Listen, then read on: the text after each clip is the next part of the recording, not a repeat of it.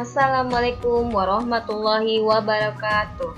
Perkenalkan, nama saya Dewi Hartini, salah satu mahasiswa yang mengikuti PPG Perajabatan di Universitas Negeri Makassar.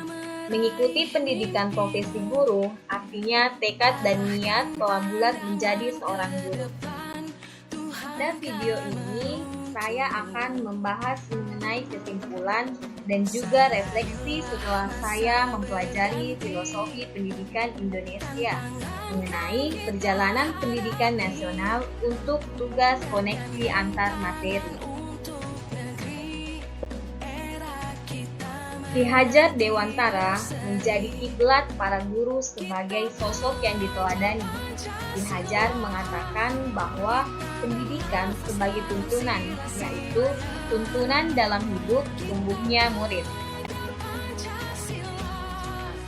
Pendidikan di Indonesia telah ada sejak sebelum kemerdekaan. Namun pada saat itu tidak semua orang dapat mengenyam pendidikan. Pendidikan saat itu didasarkan pada golongan penduduk menurut kelas sosial atau keturunan serta golongan kebangsaan. Yang berlaku pembelajaran pada saat itu hanya sebatas menulis, membaca, dan menghitung, dan hanya untuk mendidik calon pegawai dan mendukung usaha dagang oleh pemerintah Hindia Belanda.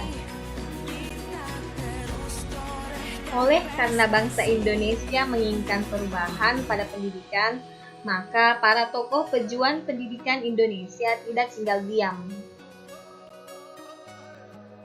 Ki Hajar menjadi tokoh yang berperan dalam sejarah pendidikan Indonesia.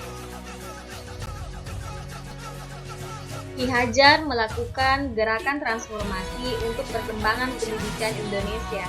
Akhirnya pada tanggal 3 Juli 1922, Ki Hajar Dewantara mendirikan organisasi Taman Siswa. Taman Siswa menjadi gerbang emas kemerdekaan dan kebebasan pendidikan Indonesia.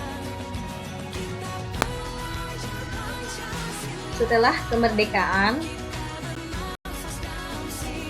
terdapat banyak sekali pemikiran-pemikiran Ki Hajar untuk kemajuan pendidikan di Indonesia.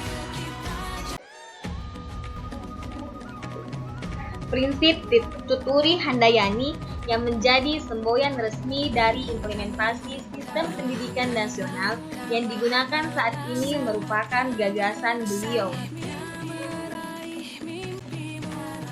Selain itu, menurut Ki Hajar, pendidikan akan memerdekakan manusia dari aspek kehidupan melalui pendidikan.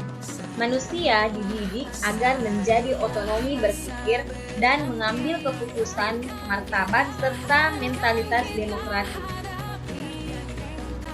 Pemikiran Ki Hajar tersebut diadaptasi dan diimplementasikan pada kurikulum saat ini, yaitu kurikulum Merdeka Belajar. Kurikulum Merdeka Belajar memiliki esensi yaitu kebebasan berpikir yang ditujukan kepada siswa dan guru, sehingga mendorong terbentuknya karakter jiwa merdeka karena peserta didik dan guru dapat mengeksplorasi pengetahuan dari lingkungannya. Setelah mempelajari topik 1 mengenai perjalanan pendidikan nasional, saya banyak memperoleh pengetahuan dan pengalaman serta terdapat perubahan yang saya alami. Di antaranya, saya menjadi paham mengenai sejarah dan perjalanan pendidikan Indonesia dari sebelum hingga setelah merdeka, serta pemikiran-pemikiran Ki Hajar Dewantara yang diadaptasi dan diimplementasikan di pendidikan Indonesia saat ini. Selain itu, saya juga menjadi menanamkan mindset bahwa sejatinya guru hanya dapat menuntun hidup dan tumbuhnya kekuatan-kekuatan peserta didik sesuai dengan kodratnya dan tidak dapat memaksakan kehendak guru. Sebagai guru nantinya, saya akan menuntun peserta didik untuk mengembangkan potensi-potensi yang dimiliki dan menggerakkan segala daya upaya untuk memajukan perkembangan budi pekerti, pikiran, dan jasmani peserta didik. Agar dapat memperbaiki perilakunya, saya akan menciptakan lingkungan belajar yang kondusif dan menyenangkan, serta menggunakan model-model pembelajaran yang dapat memerdekakan peserta didik dalam mengeksplor materi pembelajaran.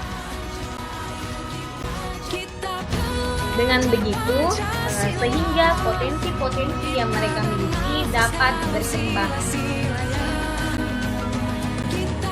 Karena itu, bagi para bapak ibu guru, tetaplah menjadi pembelajar sepanjang hayat para ibu dan bapak guru hebat, hingga terlahir generasi cerdas dan berkarakter. Sekian dari saya, terima kasih sudah menonton. Wassalamualaikum warahmatullahi wabarakatuh.